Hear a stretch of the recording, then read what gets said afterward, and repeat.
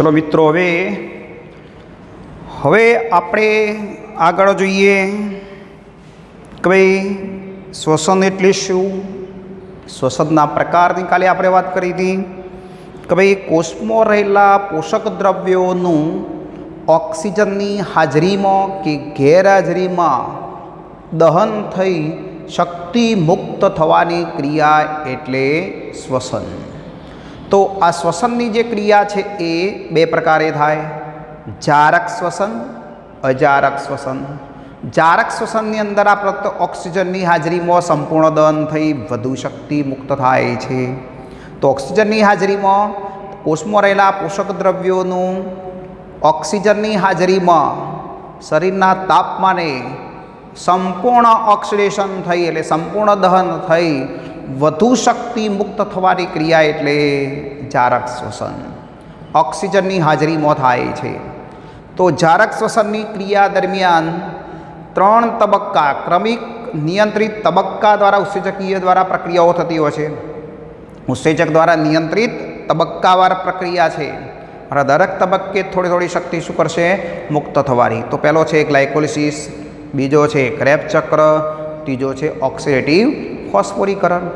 चलो अजारक श्वसन की आपणे बात करी थी काले कि कोष में रहेला पोषक द्रव्यों ऑक्सीजन की गैरहाजरी में अपूर्ण दहन थई ओछी शक्ति मुक्त थवानी क्रिया एटले अजारक श्वसन अथवा आथवण पण कहीशुं आपणे, आल्कोहोलिक उत्सेचन पण कहेवाना छीए। तो ये आथवणनी क्रिया आपणे भणवाना छीए। तो अहींया आपणे पहला जोई लीए जारक श्वसननो पहलो तबक्को और अजारक श्वसन में भी पहलो तबक्को है कि अजारक श्वसन में भी ग्लायकोलिसिस की प्रक्रिया थती होय छे और जारक श्वसन में भी आ तबक्को चालतो होय छे। तो आपणे हवे जोईए कि भाई ग्लायकोलिसिस की प्रक्रिया सविस्तर वर्णो चार्ट साथे। तो आपणे आ प्रश्न वारंवार बोर्डनी अंदर पण पूछायेलो छे। तो ग्लायकोलिसिस कोने कहेवाय एनो अर्थ पहला बात करिए तो ग्लायकोस ग्रीक शब्दों क्या है, ग्लायकोस અને લિસિસ। ग्लायकोस एटले ग्लूकोज एकम, शर्करा ग्लूकोज अणु આપણે કહીશું। तो ग्लायकोस एटले ग्लूकोज अणु। लिसिस मीन तूटवानी क्रिया, तोड़वानी क्रिया। लिसिस एटले तोड़वानी क्रिया। तो ग्लूकोज अणु तोड़वानी क्रिया एटले ग्लायकोलिसिस कहीશું આપણે એને। ग्लूकोज अणु तूटवानी क्रिया एटले ग्लायकोलिसिस। तो आप कही सकीए कि ग्लूकोजनो अणु तूटवाथी पायरुविक एसिडना निर्माण थवानी जे क्रिया है एने आपणे ग्लायकोलिसिस कहीशुं। तो आपणे ग्लूकोजनो अणु तोड़ीने शुं बनावी दीधुं, पायरुविक एसिडना 2 अणु बंधवानी जे क्रिया है एने ग्लायकोलिसिस कहीशुं आपणे। तो ग्लूकोजनो अणु तूटे छे, 6 कार्बन वाळो छे तो 2 कार्बन 3 कार्बन वाळा 2 अणु पायरुविक एसिडना बने छे। जुओ तो ग्लूकोज ने तोड़ी पायरुविक एसिडનું निर्माण થવાની ક્રિયા એટલે ગ્લાયકોલિસિસ કહીશું। ગ્લાયકોલિસિસની જે પ્રક્રિયા છે એ ગુસ્તાવ એમ્બેડન, ઓટો મેયરહોફ અને જે પરનાસ એ શોધ્યો હોવાથી આ ગ્લાયકોલિસિસને EMP પદ કહીશું। એમ્બેડન, મેયરહોફ, પરનાસ પદ કહીશું આપણે। EMP પદ તરીકે પણ ઓળખવામાં આવે છે। 3 વૈજ્ઞાનિકો અહીંયા આ શોધી કાઢ્યો છે આ પથને, એટલે એને એના નામ ઉપરથી EMP પદ કહીશું। જારક અને અજારક શ્વસન બંનેમાં થતી આ સામાન્ય પ્રક્રિયા છે।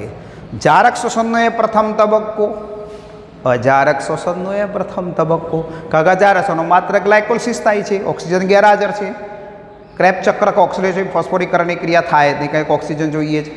ગ્લાયકોલિસિસની પ્રક્રિયા એવી છે કે ઓક્સિજનની હાજરીમાં પણ થાય છે, ऑक्सीजन गैरहाजरी में पण थाय छे। एटले जारक श्वसन में जे तबक्को छे ए ज अजारक श्वसन में तबक्को छे। अजारक श्वसन में जे तबक्को छे ए पहेलो ए जारक श्वसन में तबक्को छे। एटले जारकनो अजारक तबक्को पण कहीए छीए आपणे एने। जारकनो अजारक तबक्को वर्णवो। तो ए रीते पण प्रश्न पूछी शकाय। चलो बधा ज सजीवोमां सामान्य छे, बधा सजीवोमां बरोबर। तो जारक श्वसन करता होय कि अजारक श्वसन करता होय એ બધા સજીવોની અંદર આ સામાન્ય પ્રક્રિયા છે, કઈ ગ્લાયકોલિસિસની પ્રક્રિયા છે। वर्डमां पण एना परथी प्रश्न पूछाय बधा सजीवोमां थती सामान्य श्वसननी क्रिया वर्णो तो ग्लायकोलिसिस। સ્થાન જોઈએ. ગ્લાયકોલિસિસની પ્રક્રિયા કોષરસમાં થાય છે.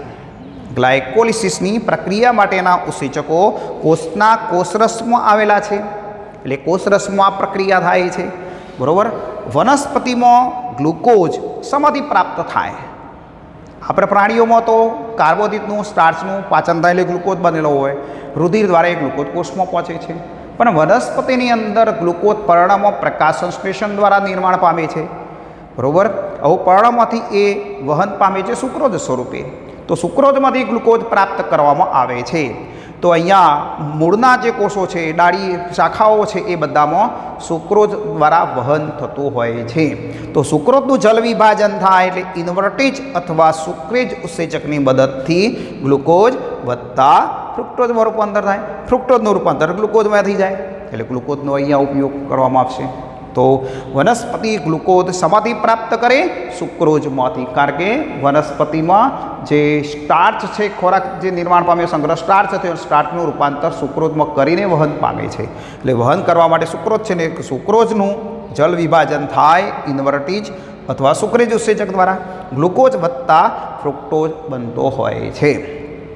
ચલો હવે ગ્લાયકોલિસિસની જે પ્રક્રિયા છે એ શ્રેણીબદ્ધ 10 પ્રક્રિયા વિવિધ ઉત્સેચકીય નિયંત્રણ હેઠળ 10 તબક્કાની અંદર વિવિધ ઉત્સેચકોય નિયંત્રણ હેઠળ ગ્લુકોઝમાંથી પાયરુવેટ એસિડનું નિર્માણ થાય છે. તો 10 તબક્કે આ પ્રક્રિયા થઈ અને શું કરે છે? વિવિધ ઉત્સેચકીય નિયંત્રણ હેઠળ પ્રક્રિયા થઈ રહી છે અને એ પાયરુવેટ એસિડ બનાવતા હોય છે. તો હવે આપણે જોઈએ આ ગ્લાયકોલિસિસની જે પ્રક્રિયા છે એ ચાર્ટની અંદર જોઈએ તો 2 તબક્કે થઈ રહી છે. અહીંયા મુખ્ય 2 તબક્કા છે. એક ફોસ્ફોરીકરણ તબક્કો છે, બીજો વિફોસ્ફોરીકરણ તબક્કો છે. ફોસ્ફોરીકરણની અંદર એટીપી શક્તિ વપરાય છે અને વિફોસ્ફોરીકરણ તબક્કામાં એટીપીનું શું થાય છે? સંશ્લેષણ થાય છે. તો આપણે પહેલાં ફોસ્ફોરીકરણ તબક્કાની વાત કરીએ. ફોસ્ફોરાયલેશન કયો, ફોસ્ફોરીકરણ કયો, બે શબ્દો એક જ છે. કોઈપણ પદાર્થ સાથે ફોસ્ફેટ જોડાવાની જે ક્રિયા થાય એને આપણે ફોસ્ફોરીકરણ કહીશું. બરાબર. તો એટીપીમાંથી ફોસ્ફેટ ગ્લુકોઝ સાથે જોડાય છે, એટીપીમાંથી ફોસ્ફેટ ફ્રુક્ટોઝ સાથે જોડાય છે. તો આ કોઈપણ પદાર્થ સાથે ફોસ્ફેટ જોડાવાની જે ક્રિયા છે એને ફોસ્ફોરાયલેશન કહેવાય. બરાબર. ચલો આપણે એ ફોસ્ફોરીકરણ તબક્કાની વાત કરીશું પહેલી. બરાબર. તો સૌપ્રથમ ગ્લુકોઝ જે છે એ અણુ નિષ્ક્રિય સ્વરૂપમાં હોય. કોષની અંદર જે ગ્લુકોઝ છે નિષ્ક્રિય, એને સક્રિય કરવામાં આવે છે.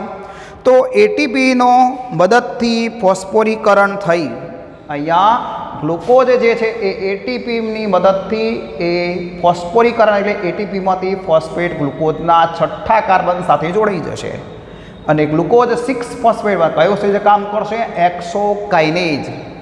કયો છે? હેક્સોકાઇનેઝ. એટીપીમાંથી એડીપી બની જશે. એટીપીમાંથી ફોસ્ફેટ આપી દીધો એટલે એડીપી બની ગયું. 6થા કાર્બન પર ફોસ્ફેટ જોડાઈ જાય છે, ગ્લુકોઝ 6 ફોસ્ફેટ બનાવે છે. તો અહીંયા આપણે પહેલો તબક્કો કયો થયો? સૌ પ્રથમ ગ્લુકોઝ એ નિષ્ક્રિય સ્વરૂપને સક્રિય કરવો પડે. તો એટીપીમાંથી શક્તિ મેળવીને સક્રિય થશે એટલે ગ્લુકોઝના એટીપીમાંથી ફોસ્ફેટ ગ્લુકોઝના 6થા કાર્બન સાથે કયા ઉત્સેચકની મદદથી જોડાય છે? હેક્સોકાઇનેઝ. અને Mg+2 આયન હાજર હોય, Mg+2 આયનની હાજરીમાં અને હેક્સોકાઇનેઝની મદદથી એ અહીંયા ગ્લુકોઝના 6થા કાર્બન સાથે ફોસ્ફેટ જોડાઈ જઈ ગ્લુકોઝ 6 ફોસ્ફેટ બનાવે છે. ચલો હવે આ ગ્લુકોઝ 6 ફોસ્ફેટનું આઇસોમરેઝ ઉત્સેચકની મદદથી ગ્લુકોઝના એના જેવો જ સમઘટક કયો છે? ફ્રુક્ટોઝ 6 ફોસ્ફેટનું રૂપાંતર થાય. ગ્લુકોઝ તો આલી લીધો, ફ્રુક્ટોઝ કીટોઝવાળી શર્કરા છે એક્સોઝ. તો ગ્લુકોઝ 6 ફોસ્ફેટનું રૂપાંતર અથવા સમઘટક કયો? ફ્રુક્ટોઝ 6 ફોસ્ફેટનું રૂપાંતર કયું છે જે કામ કરે છે? આઇસોમરેઝ. બરાબર. ચલો ફ્રુક્ટોઝ 6 ફોસ્ફેટમાં પાછો એટીપીમાંથી બીજો એક ફોસ્ફેટ જોડાય છે પહેલા કાર્બન ઉપર. બરાબર. તો એટીપીમાંથી ફોસ્ફેટ પહેલા કાર્બન પર જોડાઈ ગયો, 6થા પર તો જ પહેલા કાર્બન પર જોડાયો. Fructose 1,6 bi phosphate. 6 કાર્બનવાળી શર્કરા બની છે ફ્રુક્ટોઝ 1,6 બાય ફોસ્ફેટ. ચલો ફ્રુક્ટોઝ 1,6 બાય ફોસ્ફેટનું આલ્ડોલેજ ઉત્સેચકની મદદથી શું થશે? પાણીનો અણુ ઉમેર્યા વગર અહીંયા વિઘટન થાય છે, મોટા અણુને તોડી નાખે છે. 3 કાર્બનવાળી શર્કરામાં વિઘટન થાય છે જુઓ, પણ પાણીનો અણુ અહીંયા આપણે ઉમેર્યો નથી. કયું ઉત્સેચક કામ કરે? આલ્ડોલેજ. તો આલ્ડોલેજ ઉત્સેચક કામ કરશે અહીંયા. તો ફ્રુક્ટોઝ 1,6 બાય ફોસ્ફેટનું વિખંડન 2 ટ્રાયોઝ શર્કરામાં અણુમાં થાય છે. તો એક PgAl અને બીજી DHAP છે. ફોસ્ફોગ્લિસરાલ્ડિહાઇડ ડાયહાઇડ્રોક્સી એસિટોન ફોસ્ફેટ. તો 6 કાર્બનના 2 ભાગ પાડી દીધા. 3 કાર્બનવાળી ટ્રાયોઝ શર્કરા છે, ટ્રાયોઝ ફોસ્ફેટ શર્કરા છે બધી હારીએ. તો કઈ હતી? આલ્ડો ટ્રાયોઝ છે, આ કીટો ટ્રાયોઝ છે, બરોબર. 2 શર્કરાની વચ્ચે આપણે આગળની પ્રક્રિયામાં કોની જરૂર છે? PGLની જરૂર છે. આગળની પ્રક્રિયામાં PGLની જરૂર હોય છે. એટલે DHAPનું રૂપાંતર એના જેવો સમઘટક બનાવવાનો છે ત્રીજા કાર્બનનો ભાઈ કીજો કોણ? PGL. તો DHAPનું રૂપાંતર સમા કરી દેવાનું PGLમાં. કેટલા PGL થયા? 2 PGL થયા. કયું ઉત્સેચક કામ કર્યો? આઇસોમરેઝ. તો PGL હતો જ, પણ આ DHAPનો આગળ ઉપયોગ થતો નથી એટલે એનું રૂપાંતર સમા કરી દીધું PGL. 2 PGL થયા આપણી પાસે, બરાબર. તો આ 2 PGLની આવું પ્રક્રિયાઓ આગળ જોઈશું આપણે, બરાબર. ચલો આગળ વાત કરીએ. PGLના દરેક અણુનું ઓક્સિડેશન થતો 2H+ અને 2 ઇલેક્ટ્રોન મુક્ત થાય છે. અહીંયા PGL જે રહે એનું ઓક્સિડેશન થાય એટલે 2H+, 2 વખતે 2 × 4 થઈ ગયા, 2 ઇલેક્ટ્રોન એટલે અહીંયા ગુણ્યા 2 છે જ, બરાબર.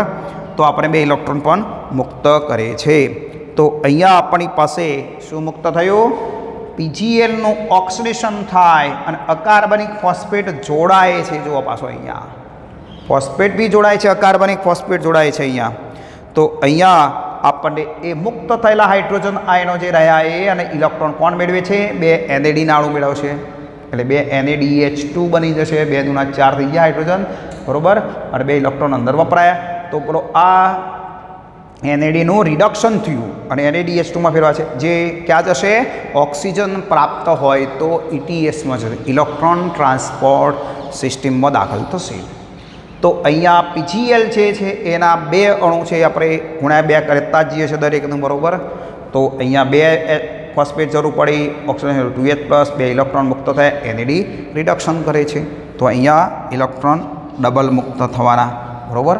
તો NADH2માં ફેરવી દેશે 2. ચલો શું બન્યું? ફોસ્ફેટ ત્રીજા પર તો હતો જ, પહેલા ઉપર જોડાયું 1,3 બાય ફોસ્ફોગ્લિસરિક એસિડ બને છે.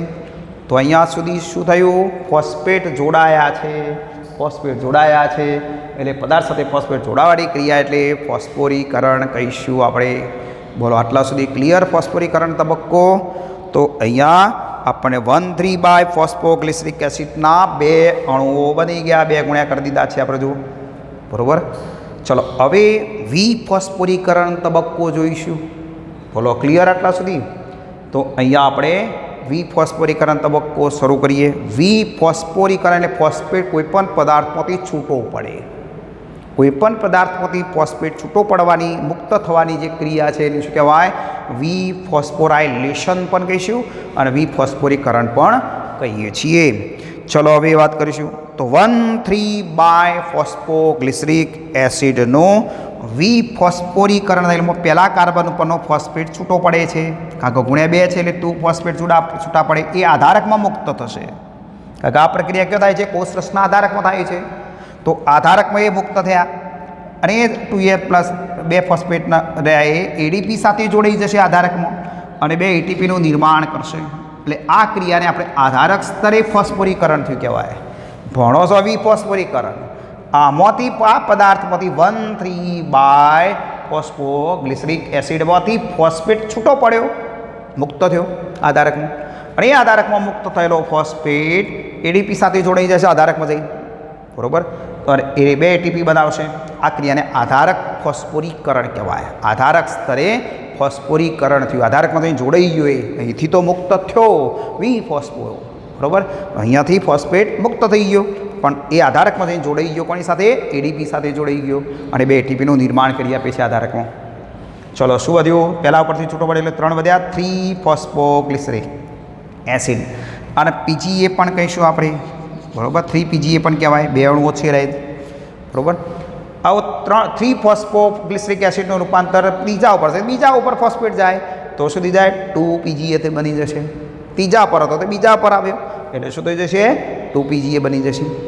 હવે આ 2 ફોસ્ફોગ્લિસરિક એસિડનું માંથી પાણીના 2 અણુઓ મુક્ત થાય અને ઇનોલ ગ્રુપ જોડાય એટલે 2 phospho enol pyruvic acid, pyruvate અથવા પાયરુવિક એસિડ.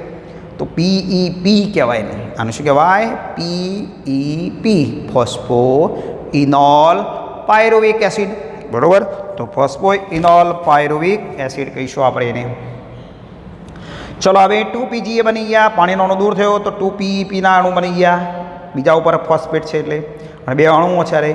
ચલો 2 ફોસ્ફો ઇનોલ પાયરુવિક એસિડમાંથી વિફોસ્ફોરીકરણ થશે, બીજા ઉપર જે ફોસ્ફેટ છે એ છૂટો પડી જશે અને ઇનોલ ગ્રુપ પણ છૂટું પડી જશે. ઇનોલેજ ઉત્સેજક કામ કરે. કયું ઉત્સેજક કામ કરશે? ઇનોલેજ. ચલો 2PA છૂટા પડ્યા, આધારકમાં છૂટા પડી ગયા, ક્યાં જઈને જોડાઈ ગયા? ADP સાથે જોડાઈ ગયા. ADP સાથે 2 ADPના અણુ સાથે એટલે 2 ATPનું શું કરશે? નિર્માણ કરે છે. તો આધારક સ્તરે ફોસ્ફોરીકરણ બીજી વખતથી જુઓ અને શું બની ગયું? પાયરુવિક એસિડના 2 અણુ 3 કાર્બનવાળા.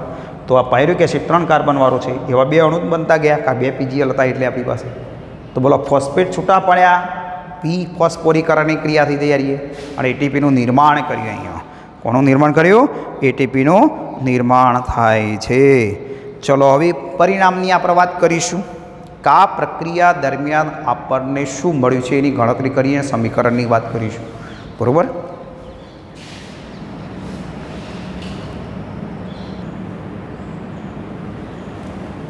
ચલો હવે ગ્લાયકોલિસિસની પ્રક્રિયા આપણે જોઈ, એમાં આ પ્રક્રિયા દરમિયાન કયું પરિણામ મળ્યું આપણને? 2 પાયરુવિક એસિડના અણુ. તો ગ્લુકોઝમાંથી 10 તબક્કામાં પ્રક્રિયા થઈ એટલે 2 પાયરુવિક એસિડના અણુ, 2 NADH2ના અણુ અને ATPની પ્રાપ્તિ જોઈએ તો વિફોસ્ફોરીકરણ તબક્કામાં આધારક સ્તરે ફોસ્ફોરીકરણ થયું ત્યારે 4 ATP મળ્યા આપણને. બરાબર. તો આધારક સ્તરે ફોસ્ફોરીકરણના 4 ATP. ફોસ્ફોરીકરણ તબક્કામાં 2 ATP વાપર્યા પહેલાં આપણે. બરાબર. ગ્લુકોઝમાંથી ગ્લુકોઝ 6 ફોસ્ફેટ, ફ્રુક્ટોઝમાંથી ફ્રુક્ટોઝ 6 ફોસ્ફેટમાંથી ATPમાં ફોસ્ફેટ મેળવી ફ્રુક્ટોઝ 1,6 બાય ફોસ્ફેટ એટલે 2 ATP વપરાયા. ચલો 4 ATPનું નિર્માણ થયું હતું ફોસ્ફોરીકરણ સ્તરે, 2 ATP વપરાયા છે, બાદ કરી દો. 2 ATP નફો છે એ આધારક સ્તરે મળ્યો છે આપણને. તો ચોખ્ખી પ્રાપ્તિ કેટલી છે? 2 ATP. તો એનું સમીકરણ જોઈએ. C6H12O6 ગ્લાયકોલિસિસની પ્રક્રિયા થઈ, 2 પાયરુવિક એસિડના અણુ, 2 NADH2ના અણુ, 2 ATP નફો સમીકરણ દ્વારા દર્શાવી શકાય. તો પાયરુવિક એસિડ ગ્લાયકોલિસિસની પ્રક્રિયા દરમિયાન ઉત્પન્ન થયેલ પાયરુવિક એસિડ જુદા જુદા કોષોમાં 3 પ્રકારે વપરાય છે. પ્રાણી કોષોમાં જો ઓક્સિજન ગેરહાજર હોય તો લેક્ટિક એસિડનું બનવા માટેની ક્રિયા થશે, લેક્ટિક એસિડ આથવણ કહીશું. વનસ્પતિજન્ય માધ્યમના કોષોની અંદર ઓક્સિજન ગેરહાજર હોય તો આલ્કોહોલિક આથવણની ક્રિયા થાય છે, ઇથેનોલ બને છે. અને જારક શોષણ જો ઓક્સિજન હાજર હશે તો પાયરુવિક એસિડ કણાપ સૂત્રમાં દાખલ થશે, ક્રેબ્સ ચક્રમાં દાખલ થઈ અને ઓક્સિડેટિવ ફોસ્ફોરીકરણની 2 ક્રિયાઓમાં પસાર થશે. બરાબર. તો ક્રેબ્સ ચક્રે ઓક્સિડેટિવ ફોસ્ફોરીકરણના જારક તબક્કામાં દાખલ થશે જ્યારે ઓક્સિજન હાજર હોય. તો આ ઓક્સિજન ગેરહાજર હોય ત્યારે આ કોષોમાં પ્રક્રિયા થતી હોય છે. ચલો હવે આપણે વાત કરીશું તો આ ગ્લાયકોલિસિસની પ્રક્રિયા જે થઈ મોટા ભાગના પ્રોકેરિયોટિક અને એકકોષી યુકેરિયોટિક સજીવોમાં આથવણ અજારક પરિસ્થિતિમાં થાય છે.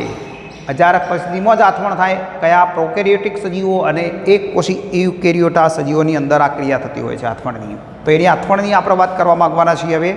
તો હવે આપણે વાત કરીશું આથવણની, અજારક શ્વસનની વાત કરી દઈએ. કારણ કે અજારક શ્વસનમાં પણ પહેલો તબક્કો ગ્લાયકોલિસિસ ચાલે છે એટલે આ ગ્લાયકોલિસિસની પ્રક્રિયા તો તેઓ પણ ચાલવાની છે.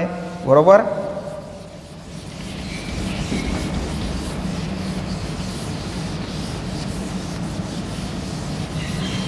ચલો હવે અજારક શ્વસનની વાત કરી દઈએ. અજારક શ્વસનમાં પણ પહેલો તબક્કો ગ્લાયકોલિસિસ છે. તો અજારક શ્વસન કોને કહેવાય? કોષમાં રહેલા પોષક દ્રવ્યોનું ઓક્સિજનની ગેરહાજરીમાં અપૂર્ણ દહન થઈ ઓછી શક્તિ મુક્ત થવાની જે ક્રિયા છે એને આપણે અજારક શ્વસન કહીશું. તો ઓછી શક્તિ મુક્ત થાય, અપૂર્ણ દહન થવાનું છે, ઓક્સિજન ગેરહાજર છે. તો આ અજારક શ્વસનની પ્રક્રિયા દરમિયાન માત્ર એક જ તબક્કો ચાલતો હતો, કયો? ગ્લાયકોલિસિસ જ ચાલે. બરાબર.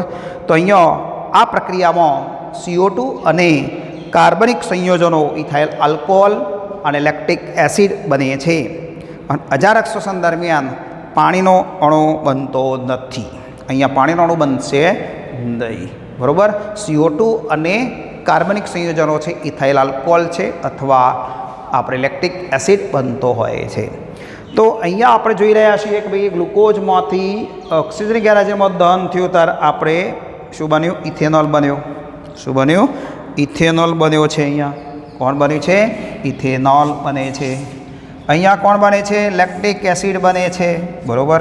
આ બે નિપજો મળે છે અને CO2 મુક્ત થાય છે. અહીંયા CO2 મુક્ત થતો નથી. તો પહેલાં આપણે વાત કરીશું અહીંયા આલ્કોહોલિક આથવણની વાત કરવી છે મારે. વનસ્પતિજન્ય માધ્યમ બને એમાં આલ્કોહોલ બને એટલે આ ક્રિયાને આલ્કોહોલિક ઉત્સેચન પણ કહેવાય અને આલ્કોહોલિક આથવણ પણ કહીશું આપણે. તો આલ્કોહોલિક આથવણનો તબક્કાની વાત કરવા માગીએ છીએ. આલ્કોહોલિક આથવણ. આથવણનો બીજો શબ્દ છે ઉત્સેચન, નોટ ઉત્સેચક, ઉત્સેચન એટલે આથવણ. બરાબર.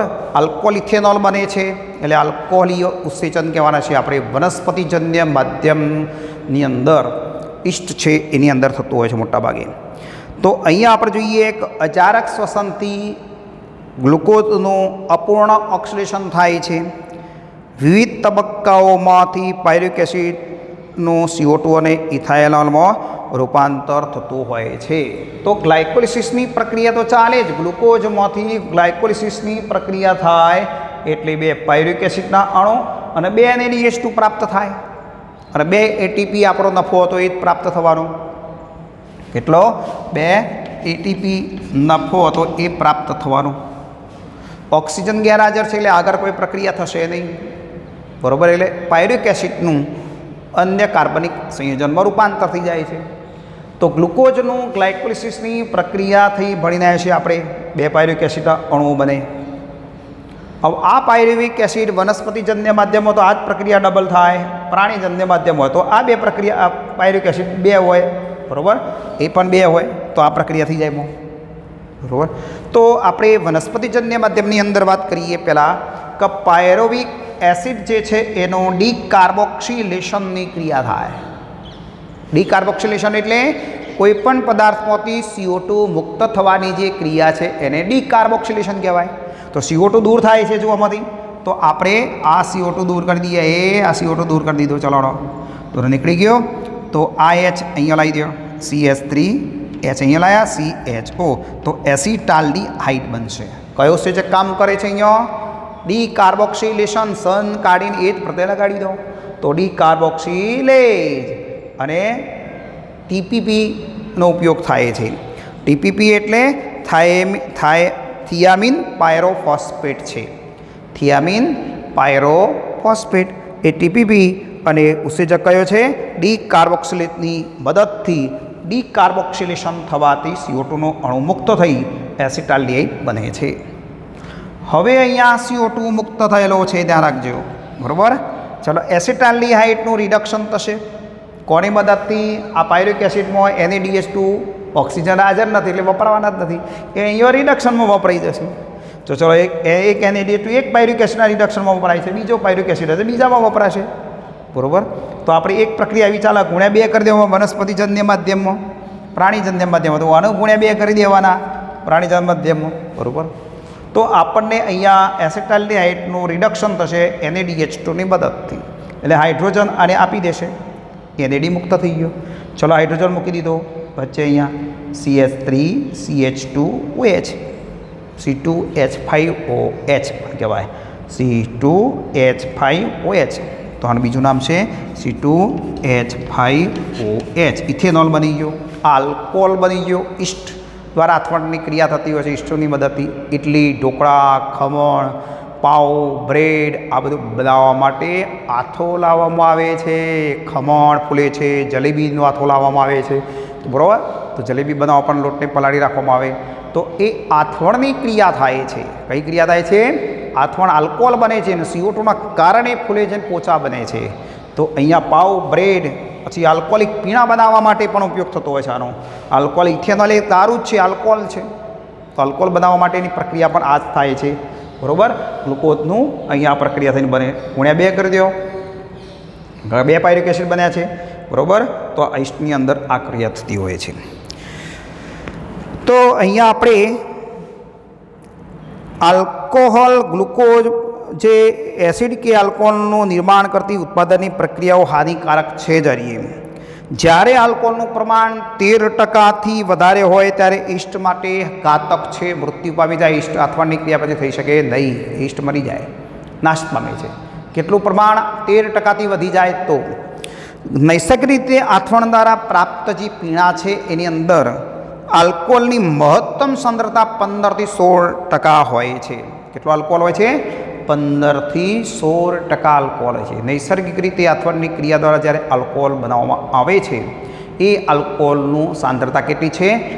15થી 16% હોય છે. 13%થી વધારે હોય એટલે સમજેલ કે ઈસ્ટ માટે કેવી હોય? હાનિકારક, ઘાતક નીવડતી હોય છે. ચલો, વનસ્પતિજન્ય માધ્યમમાં આને આડું તમે આમ લખી દો તો સમીકરણ થઈ જશે. ચાર્ટ નાખો, અરે ભાગ એટલો. બરાબર. હવે આની આપણે વાત કરીએ પ્રાણીજન્ય માધ્યમમાં શું થાય એની વાત કરીશું. કેટલાક બેક્ટેરિયા છે, અંતઃપરોપજીવીઓ છે અને પ્રાણીઓના સ્નાયુ કોષોની અંદર જ્યારે ઓક્સિજન ન મળે ત્યારે અજારક શ્વસનથી શું બને છે? પાયરુવેક એસિડમાંથી લેક્ટિક એસિડ બને છે. પાયરુવેક એસિડમાં શું બને છે? લેક્ટેટ અથવા લેક્ટિક એસિડ બને છે. તો અહીંયા આપણે જ્યારે આપણે કસરત કરીએ છીએ, પ્રાણીઓની અંદર કસરતની ક્રિયા દરમિયાન સ્નાયુમાં પૂરતો ઓક્સિજન ન મળે ત્યારે અજારક શ્વસનની ક્રિયા થાય છે અને લેક્ટિક એસિડ બને છે. અને લેક્ટિક એસિડ ભરાઈ જાય એટલે આપણે સ્નાયુ સંકોચનની ક્રિયા બરાબર થતી નથી, એટલે હલનચલન કરતા નથી. પેઢીઓ ભરાઈ જાય એમ કહીએ છીએ, થાક લાગે એમ કહીશું, તો એક લેક્ટિક એસિડને કારણે થાય છે. બરાબર. જેમાં હવે જોઈએ આપણે એ પરિશ્રમ દરમિયાન આપણને કોષીય શ્વસન માટે અપૂરતો ઓક્સિજન મળે છે ત્યારે પ્રાણીઓમાં, સ્નાયુ કોષોમાં આ લેક્ટિક એસિડ બનતો હોય છે. તો અંતઃપરોપજીવીઓની અંદર થાય. કેટલાક બેક્ટેરિયા છે એ પણ આથવણની ક્રિયા કરે છે. તો ગ્લાયકોલિસિસની પ્રક્રિયા દ્વારા ગ્લુકોઝમાંથી શું બને છે? પાયરુવેક એસિડના 2 અણુ બની જશે. આવા પાયરુવેક એસિડનો પ્રત્યેક અણુ જે રહ્યો એનું રિડક્શન થશે. કોની મદદથી? લેક્ટેટ ડિહાઇડ્રોજિનેઝ. તો અહીંયા NADH2માંથી હાઇડ્રોજન છૂટો પડે છે. NADH2 વપરાશે, એક બીજો પાયરુવેક એસિડમાં બીજો વપરાશે. બરાબર. એટલે 2 વપરાઈ જવાના. એટલે NAD છૂટો પડ્યો, હાઇડ્રોજન આપી દીધો. જુઓ તો 2 બાજુ હાઇડ્રોજન મૂકી દો. અહીંયા હાઇડ્રોજન મૂકી દીધા 2. જુઓ. બરાબર. લેક્ટેટ ડિહાઇડ્રોજિનેઝ, લેક્ટિક એસિડ બનાવવા માટે અહીંયા હાઇડ્રોજન છૂટો પડ્યો એટલે લેક્ટેટ ડિહાઇડ્રોજિનેઝ. તો CH3HCOH COH તો લેક્ટિક એસિડ બને છે. બસ એક જ નોર્મલ સમીકરણ છે. આ લેક્ટિક એસિડ આપણા સ્નાયુમાં જમા થાય છે ત્યારે આપણે પેઢીઓ ભરાઈ જઈને થાક લાગે છે, દુખે છે. તો આ શું છે? એક સ્નાયુમાં આવો કોષીય શ્વસન દરમિયાન ઓક્સિજન ન મળે, પૂરતા પ્રમાણમાં ઓક્સિજન ન મળે ત્યારે પાયરુવેક એસિડનું લેક્ટિક એસિડમાં રૂપાંતર થઈ જાય છે. બેક્ટેરિયામાં પણ આ રીતે આવી ક્રિયા થાય છે. તો આ લેક્ટિક એસિડ બનવાની ક્રિયા એટલે લેક્ટિક આથવણ કહીશું આપણે. લેક્ટિક એસિડ આથવણ કહીશું. આમ લેક્ટિક એસિડ અને આલ્કોહોલિક આથવણ બંને આથવણમાં વધારે માત્રામાં ઉર્જા મુક્ત થતી નથી, કારણ કે આગળ દહન થયું જ નથી, અપૂર્ણ દહન થઈ ગયું. 2 ATP મળી. 60%થી ઓછી ઉર્જા મુક્ત થાય છે. કેટલા ટકાથી? 60%થી ઓછી ઉર્જા મુક્ત થાય છે. બરાબર. તો આ એસિડ કે આલ્કોહોલનું નિર્માણ કરતી આ ઉત્પાદનની જે પ્રક્રિયાઓ છે એ કેવી છે? હાનિકારક છે. બરાબર. તો આપણે એ બંનેમાં આપણા માટે નુકસાનકારક બનતી છે. તો આલ્કોહોલની આપણે વાત કરી દીધી. લેક્ટિક એસિડ જમા થઈ જશે તો આપણા સ્નાયુમાં જુઓ દુખાવો થાય છે. બરાબર. નુકસાનકારક છે. બરાબર. તો આ રીતે આપણે કઈ ક્રિયા થઈ? આથવણની ક્રિયા થઈ. માદક પીણામાં, માદક જે પીણા છે, નશાકારક પીણામાં આલ્કોહોલનું પ્રમાણ તેમાં આવેલા આલ્કોહોલની સાંદ્રતાથી વધુ ખંડીય નિસ્યંદન દ્વારા મેળવી શકાય છે. તો માદક પીણામાં આલ્કોહોલનું પ્રમાણ તેમાં આવેલા આલ્કોહોલની સાંદ્રતાથી વધુ ખંડીય નિસ્યંદન દ્વારા એ મેળવી શકાય છે, બરાબર. વરાળ દ્વારા આમ કાઢવામાં આવતું મોવરોમાંથી દારૂ બનાવે છે ત્યારે વરાળ કાઢે નિસ્યંદનની ક્રિયા થતી હોય છે. કેટલાક નિસ્યંદન વગર સીધા ડાયરેક્ટ પણ ઉપયોગ કરવામાં આવતો હોય છે. તો આપણે આ અજારક શ્વસનની ક્રિયાની વાત કરી, આથવણની ક્રિયા ભણી લીધી. કારણ કે ગ્લાયકોલિસિસ ભણ્યા એટલે તરત જ આથવણની ક્રિયા મેમોય તબક્કો આવતો હતો. હવે જારક શ્વસનના તબક્કાઓની આગળ વાત કરીશું આપણે, બરાબર. તો મુખ્ય ઘટનાઓ જારક શ્વસનની એક ભણીને આવ્યા ગ્લાયકોલિસિસ, બીજા બે તબક્કા છે ક્રેબ્સ ચક્ર અને ઓક્સિડેટિવ ફોસ્ફોરીકરણ.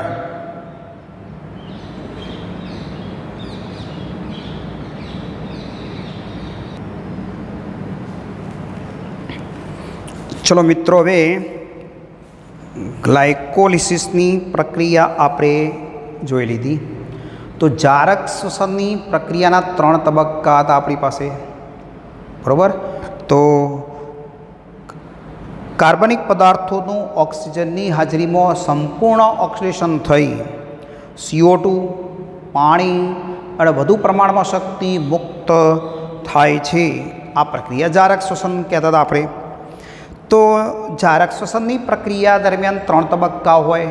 પહેલો ગ્લાયકોલિસિસનો, બીજો જારક શ્વસનનો તબક્કો છે ક્રેબ્સ ચક્ર અને ત્રીજો પછી ભણવાના છે ઓક્સિડેટિવ ફોસ્ફોરીકરણ. તો જારક શ્વસનનો બીજો તબક્કો જોઈએ. તો ગ્લાયકોલિસિસની પ્રક્રિયા દરમિયાન ગ્લુકોઝના એક અણુમાંથી 2 પાયરુવિક એસિડના અણુઓ કોષરસમાં બનેલા છે. એ કોષરસમાંથી ગ્લાયકોલિસિસની પ્રક્રિયા દરમિયાન 2 પાયરુવિક એસિડના અણુઓ સ્થાનાંતર કરીને ક્યાં જાય છે? કણાભસૂત્રના આધારકમાં. કારણ કે કોષરસમાં એ માટેના આગળ દહન કરવા માટેના ઉત્સેચકો નથી, એટલે ક્યાં દાખલ થાય છે? કણાભસૂત્રની અંદર આધારકમાં દાખલ થાય છે. આધારક છે એની અંદર આ ગ્લુકોઝમાંથી પાયરુવિક એસિડ જે બન્યા છે એ પાયરુવેટ અહીંયા આવશે અને ક્રેબ્સ ચક્રમાં દાખલ થાય પહેલાં પ્રક્રિયા થવાની છે તેઓ. તો આ ક્રેબ્સ ચક્રની ઘટનામાં તબક્કાવાર હાઇડ્રોજન, તો અહીંયા હાઇડ્રોજન છૂટો પડ્યો જો એક, બીજો અહીંયા હાઇડ્રોજન મુક્ત થયો, ત્રીજો અહીંયા મુક્ત થયો, ચોથો અહીંયા મુક્ત થયો, પાંચમો અહીંયા. તો 5 વખત 2H+ આયનો એ અણુઓ તબક્કાવાર મુક્ત થાય છે. અને CO2ના 3 અણુઓ મુક્ત થવાથી CO2નો એક અણુ, બીજો અણુ CO2નો, ત્રીજો CO2નો અણુ, તો આ 1 2 અને 3 CO2ના અણુ મુક્ત થાય છે. તો પાયરુવિક એસિડનું સંપૂર્ણ ઓક્સિડેશન થાય છે.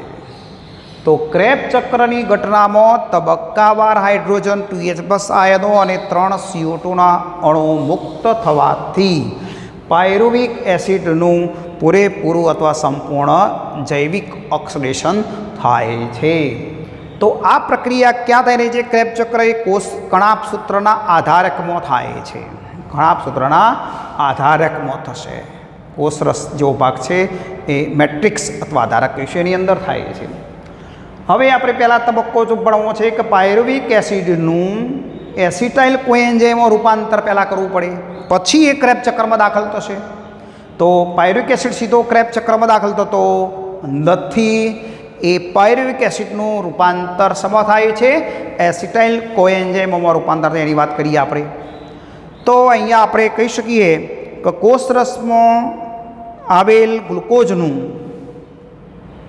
ગ્લાયકોલિસિસની પ્રક્રિયા દ્વારા 2 પાયરુવિક એસિડના અણુઓમાં નિર્માણ થાય છે, જે કણાભસૂત્રના આધારકમાં પ્રવેશે છે. હવે આ પાયરુવિક એસિડ, પ્રત્યેક પાયરુવિક એસિડનું પાયરુવેટ ડિહાઇડ્રોજનેઝ ઉત્સેચક મેગ્નેશિયમ આયનની હાજરીમાં ઓક્સિડેશન અને ડિકાર્બોક્સિલેશનની ક્રિયા થાય છે. ટૂંકમાં પાયરુવિક એસિડ છે એનો ઓક્સિડેશન અને ડિકાર્બોક્સિલેશન આમ 2 પ્રક્રિયાઓ સાથે થાય છે. ઓક્સિડેશન થાય એટલે 2H+ આયનો મુક્ત થશે, ડિકાર્બોક્સિલેશન થાય એટલે CO2 દૂર થાય. તો અહીંયાથી CO2 દૂર થાય રે, બરાબર. આ CO2 દૂર થશે, ઓમાંથી એક H, ઓમાંથી H2 દૂર થયા, બરાબર. 2H+ આયનો મુક્ત થવાના, બરાબર. અને શું બને છે? CH2CO બનશે. એમાં પાણીનો અણુ ઉમેરાય એટલે એસિટિક એસિડ CH3COOH બને. પાણીનો અણુ ઉમેરીએ છીએ, બરાબર, એટલે એસિટિક એસિડ બનશે. એસિડિક એસિડ સાથે કોએન્ઝાઇમ એ સહઉત્સેચકે જોડાય છે અને શું બનાવે છે? એસિટાઇલ કોએન્ઝાઇમ એ 2 કાર્બન, કારણ કે CO2 દૂર થયો એટલે કાર્બન ઓછો થયો 3માંથી, બરાબર. તો અહીંયા આપણે આ પ્રક્રિયાની અંદર સહઉત્સેચક 2H+ આયનો જે મુક્ત થાય સહઉત્સેચક NAD ગ્રહણ કરી NADH2 રિડ્યુસ થશે, બરાબર. 2H+ આયનો NAD ગ્રહણ કરે છે અને શું બની જશે? રિડક્શન પામશે, NADH2માં ફેરવાઈ જશે. અને ઉત્સેચક કયો છે? પાયરુવેટ ડિહાઇડ્રોજિનેઝ. પાયરુવિક એસિડમાંથી હાઇડ્રોજન દૂર થાય એટલે પાયરુવિક અથવા પાયરુવેટ ડિહાઇડ્રોજિનેઝ, મેગ્નેશિયમ આયનની હાજરી છે, બરાબર. તો આ પ્રક્રિયાની અંદર આપણે જોઈએ કે પાયરુવિક એસિડનું અણુનું વિઘટન થવાથી શું બન્યું છે? એસિટાઇલ કોએન્ઝાઇમ એ, બરાબર, CO2નો એક અણુ અને NADH2, બરાબર, આ નિર્માણ પામે છે. અને સમીકરણ દ્વારા આપણે દર્શાવી શકીએ. આ ઊભો ચાર્ટ છે એને આડું કરો એટલે સમીકરણ બની જશે, બરાબર, બરાબર. તો એસિટાઇલ કોએન્ઝાઇમ હવે ક્યાં દાખલ થશે? ક્રેબ ચક્રમાં પ્રવેશે છે. પાયરુવિક એસિડ સીધો ક્રેબ ચક્ર નહીં જતો. તો અહીંયા આ ઉપર કઈ પ્રક્રિયા ચાલી આખી? આના ઉપર હતી એ ગ્લાયકોલિસિસની પ્રક્રિયા. નીચે કયું ચક્ર ચાલવાનું? ક્રેબ ચક્ર. તો ક્રેબ ચક્ર અને ગ્લાયકોલિસિસને જોડતું સંયોજન કયું છે? તો એસિટાઇલ કોએન્ઝાઇમ એ, બરાબર. તો અહીંયા આપણે પાયરુવિક ગ્લાયકોલિસિસની પ્રક્રિયા અને ક્રેબ ચક્રને વચ્ચેનું મધ્યસ્થ સંયોજન હોય તો કયું છે? એસિટાઇલ કોએન્ઝાઇમ એ છે, બરાબર. તો આ ક્રેબ ચક્રમાં દાખલ થાય પહેલાંની પ્રક્રિયા આપણે જોઈ. હવે TCA ચક્ર અથવા ક્રેબ ચક્રની વાત કરવી છે, બરાબર. તો અહીંયા આપણે આ TCA ચક્ર અથવા ક્રેબ ચક્રની વાત કરીશું. તો એસિટાઇલ કોએન્ઝાઇમ સાથે કોણ? ઓક્ઝેલો એસિટિક એસિડ. આ બંને વચ્ચે પ્રક્રિયા થાય છે. 2 કાર્બનવાળો એસિટાઇલ કોએન્ઝાઇમ એ, 4 કાર્બનવાળો ઓક્ઝેલો એસિટિક એસિડ OAA, બરાબર. આ 4 કાર્બન, આ 2 કાર્બન જોડાયા એટલે 6 કાર્બનવાળું સંયોજન કયું બને છે? સાઇટ્રિક એસિડ બને. એમાં પાણીનો અણુ ઉમેરાય છે અને કોએન્ઝાઇમ એ મુક્ત થશે. સહઉત્સેચક એ મુક્ત થઈ જશે, કોએન્ઝાઇમ એટલે સહઉત્સેચક એ, અને પાણીનો અણુ ઉમેરાયો એટલે સાઇટ્રિક એસિડ બને છે. તો પહેલો પદાર્થ કયો બન્યો છે? સાઇટ્રિક એસિડ બને છે. 6 કાર્બનવાળો છે એટલે C6 પદ પણ કહીશું આને આપણે. કયું પદ કહીશું? C6 પદ પણ કહીશું. એને આ બંધારણની અંદર 3 કાર્બોક્સિલિક સમૂહ આવેલા છે. કેટલા છે? 3 કાર્બોક્સિલિક સમૂહ આવેલા છે એની અંદર, એટલે એને ટ્રાય કાર્બોક્સિલિક એસિડ ચક્ર પણ કહીશું આપણે. એટલે સાઇટ્રિક એસિડનું બીજું નામ કયું છે? ટ્રાય કાર્બોક્સિલિક એસિડ, બરાબર. 3 કાર્બોક્સિલિક સમૂહ ધરાવે છે સાઇટ્રિક એસિડ, એટલે એને ટ્રાય કાર્બોક્સિલિક એસિડ ચક્ર એટલે TCA ચક્ર પણ કહીશું. અને પહેલો પદાર્થ સાઇટ્રિક એસિડ બન્યો એટલે સાઇટ્રિક એસિડ ચક્ર પણ કહીશું. અને C6 પથ પણ કહીશું અથવા C6 ચક્ર પણ કહે છે. ચલો, સાઇટ્રિક એસિડ બની ગયો. ચલો, હવે આ સાઇટ્રિક એસિડના સમઘટક પાણીનો અણુ દૂર થાય તો સિસ એકોનિટિક એસિડ બને. આના વચલા ગાળાના 2 પદાર્થો છે, સિસ એકોનિટિક એસિડ બને, બરોબર. આઇસોસાઇટ્રિક એસિડ બને પાછો, બરોબર. એનો સમઘટક કોણ છે? આઇસોસાઇટ્રિક એસિડ અથવા સાઇટ્રેટ, બરોબર. હવે અહીંયા આઇસોસાઇટ્રેટમાંથી હાઇડ્રોજન દૂર થાય એટલે એ ઓક્સિડેશનની ક્રિયા થાય એટલે NAD ગ્રહણ કરી NADH2માં ફેરવાશે. ઓક્ઝેલો સક્સિનિક એસિડ બનતો હોય છે, બરોબર. તો અહીંયા આપણે ઓક્ઝેલો એ સી સેકોનેટી આવો ઓક્ઝેલો સક્સિનિક એસિડ બને છે. આઇસોસાઇટ્રિક એસિડમાં સીધી પ્રક્રિયા આપી દીધી, કાર્બોક્સિલેશન ડી-કાર્બોક્સિલેશન CO2 મુક્ત થયો, 6માંથી 5 કાર્બન બની જવાના, 2H+ આયન મુક્ત થયા, NAD ગ્રહણ કરી NADH2માં ફેરવાશે. આલ્ફા કીટો ગ્લુટારિક એસિડ બને છે 5 કાર્બનવાળો. તો 5 કાર્બનવાળા એસિડનો પ્રશ્ન વારંવાર પૂછાતો હોય છે. ક્રેબ ચક્ર દરમિયાન બનતા 5 કાર્બનવાળા એસિડનું નામ આપો, તો આલ્ફા કીટો ગ્લુટારિક એસિડ છે, બરાબર.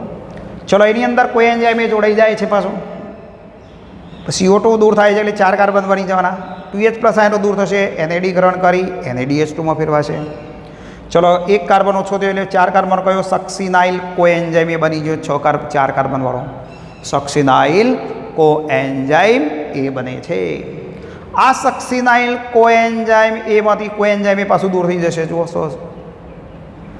અને અહીંયા કણાભસૂત્રના આધારકની અંદર ગ્વાનોસાઇન ડાયફોસ્ફેટ સાથે અકાર્બનિક ફોસ્ફેટ જોડાય છે. થોડી શક્તિ અહીંયા મુક્ત થતી હોય છે, એ જોડાઈ જાય એટલે જીટીપીનો અણુ બનાવે છે. ગ્વાનોસાઇન ટ્રાયફોસ્ફેટ, ગ્વાનોસાઇન ટ્રાયફોસ્ફેટ બને છે.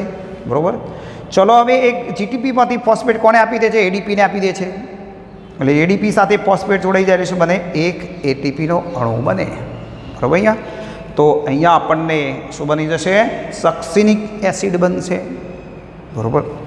હવે આ સક્સિનિક એસિડ 4 કાર્બનવાળો એસિડ બન્યો, કોએન્ઝાઇમ દૂર થઈ ગયો, અહીંયા શક્તિ છોટી પડી, એ જીટીપી બન્યું, જીટીપીમાંથી એટીપી બનાવવા રૂપાંતર પામ્યું.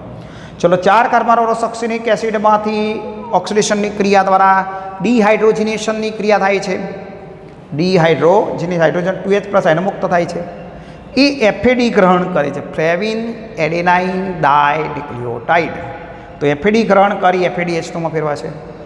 શું બની જશે? ફિમેરિક એસિડ બને છે. 4 કાર્બનવાળો કયો એસિડ બન્યો? ફિમેરિક એસિડ બનશે.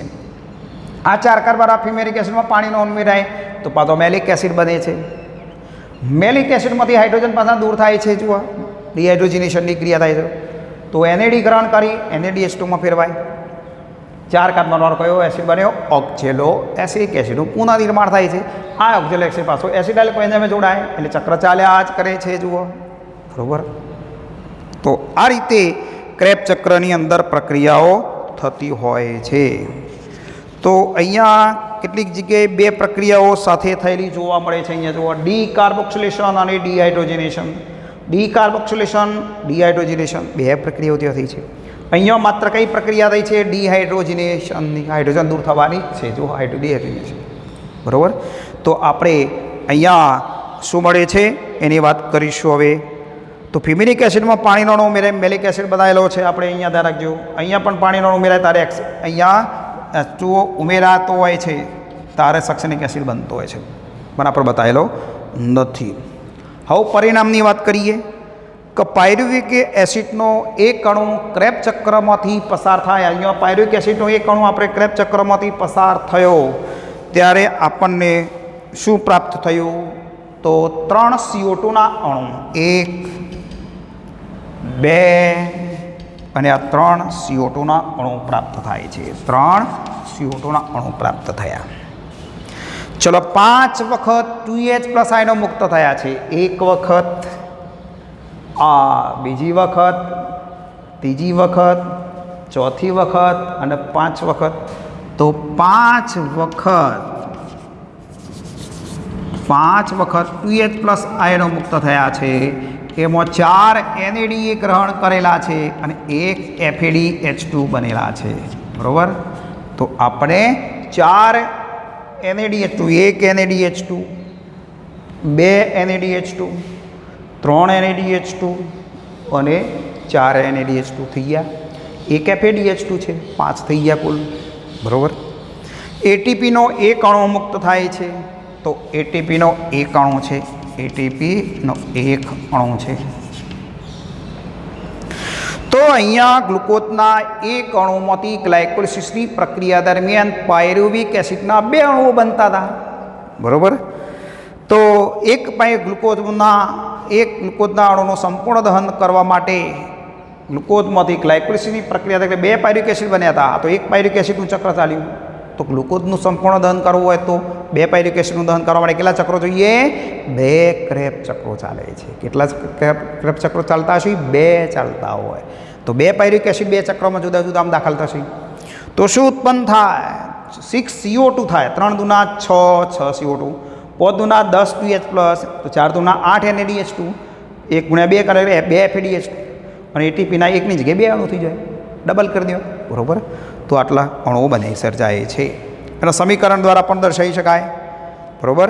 તો પાયરુવિક એસિડ ક્રેબ ચક્રનું સમીકરણ આપણે જોઈએ. નીચેના પૈકી કયું સાચું છે એ રીતે પણ પ્રશ્ન કેટલેક જ પૂછાતો હોય છે. તો આપણે સમીકરણની વાત કરીએ. અહીંયા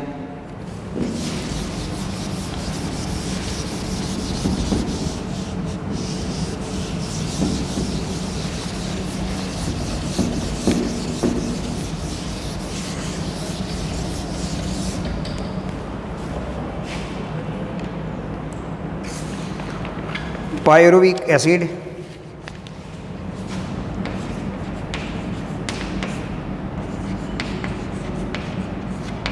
પાયરુવેટ લખી દો તો ચાલે. 4 NADની જરૂર પડી, 1 FAD પ્લસની જરૂર પડી, 2 પાણીના અણુઓ વાપર્યા છે, 1 ADP વત્તા PI વાપરેલા છે.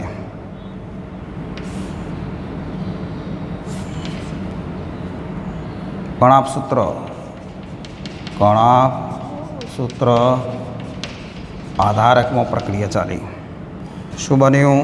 3 CO2 બન્યા વત્તા 4 NaDH2 બન્યા, 1 FADH2 બન્યા અને 1 ATP બન્યા આપણને.